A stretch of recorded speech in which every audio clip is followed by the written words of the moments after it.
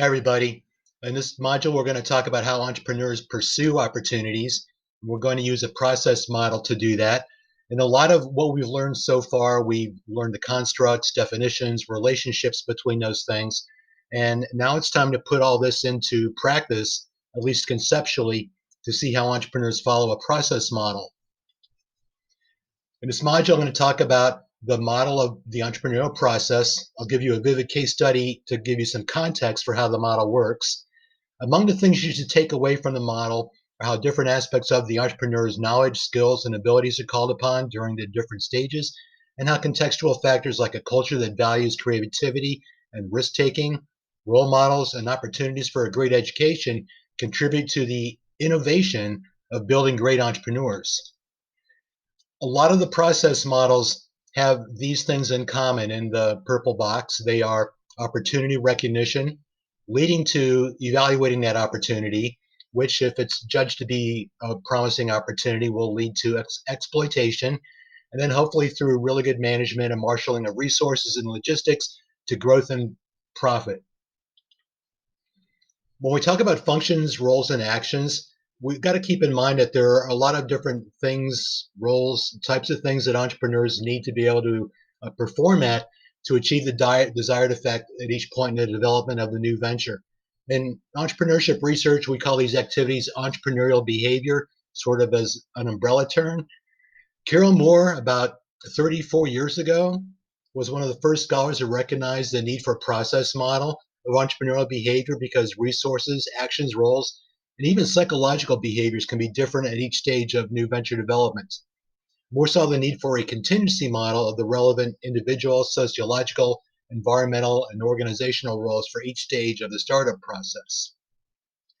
When we talk about functions, all the functional activities you've learned in your business education, such as marketing, providing services and developing product innovations, which are building out features and benefits that create a new product that's better than what people are currently using, finding people who can be on your team and developing them, finding and managing other resources like capital and equipment, uh, growing into a position of leadership and ultimately a CEO, and then building and fulfilling the value proposition for the customer.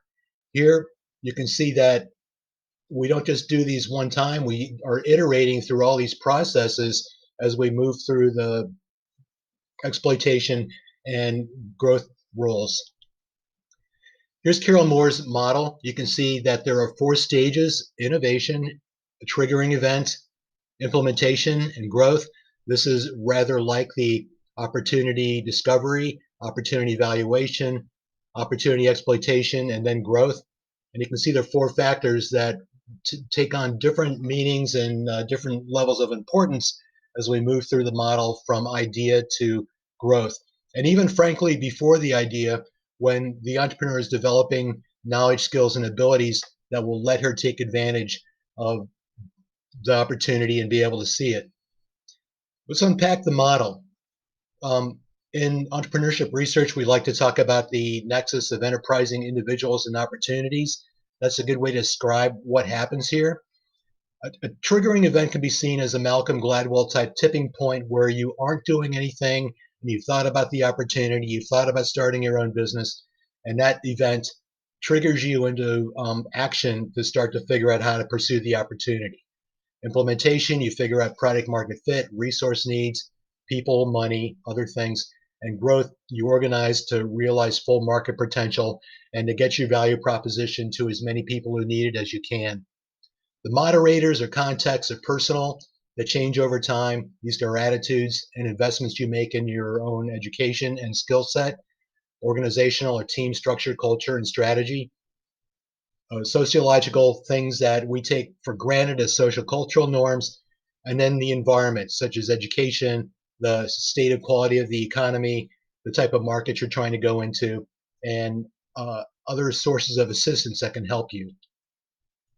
Let's look at an example here. This is from around 2003 when an entrepreneur named Debbie Gordon saw the opportunity to sell things on eBay for other people and created a business in Nashville called Snappy Auctions. Following the entrepreneurial process model, Debbie went to Vanderbilt University. She had a high locus of control and a tolerance of ambiguity that allowed her to thrive in environments where other people might be paralyzed by indecision or the lack of information.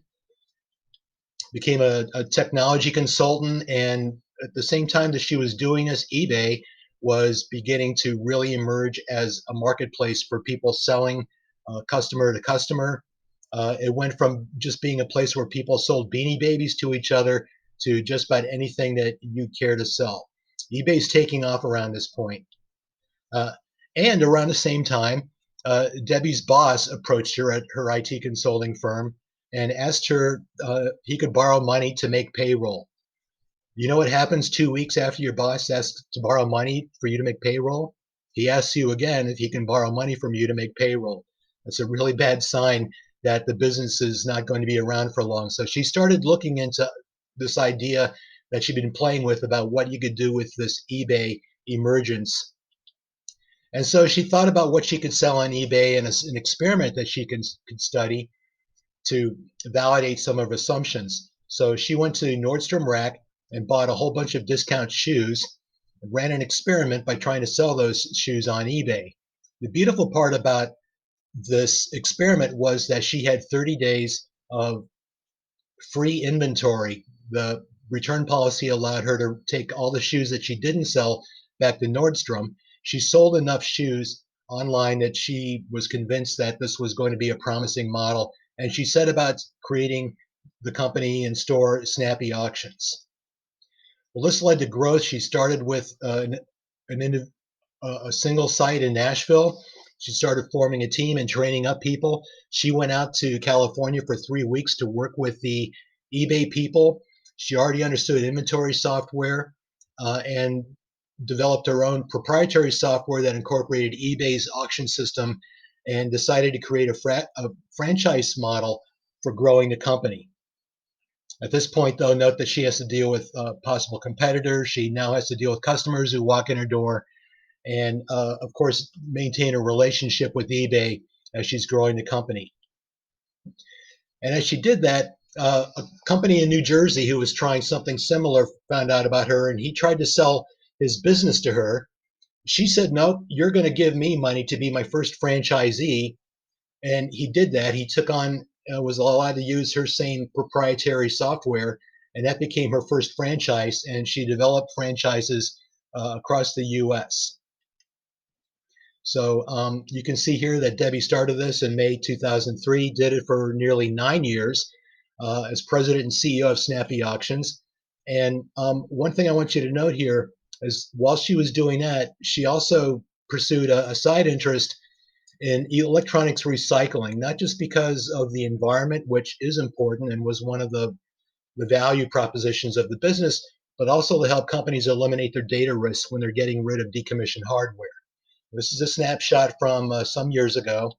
Here's Debbie on LinkedIn today.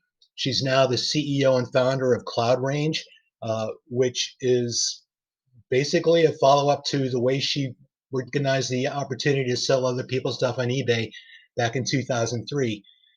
Her work with helping people decommission hardware let her recognize the need for widespread assistance in cybersecurity for businesses, and ultimately to help people train up so that they could be hired to run cybersecurity in these businesses. So in the summer of 2016, Debbie founded Cloud Range, which provides cybersecurity consulting services and provides training courses that allow cybersecurity teams to experience fast-paced, real-world action scenarios designed specifically within an emulated network environment. The link here lets you visit Debbie's page on LinkedIn.